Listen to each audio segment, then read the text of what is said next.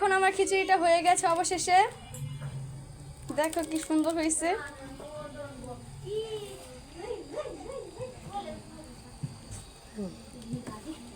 এখন আমি মাংসগুলো দিয়ে দিব কষানো। কড়াইটা দেখো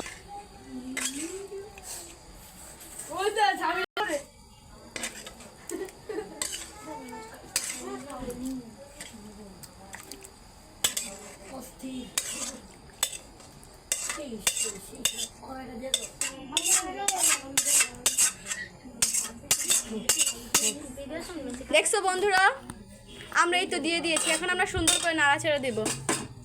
আমরা উপর দিয়ে দিলাম কারণ মাংসগুলো যেন ভেঙে না যায়।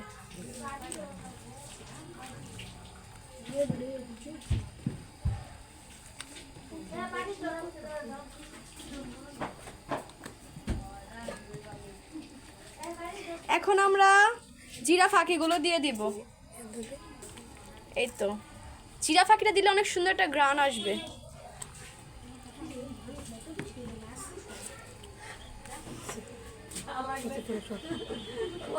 দেখেছো বন্ধু কি সুন্দর হয়েছে বন্ধুরা।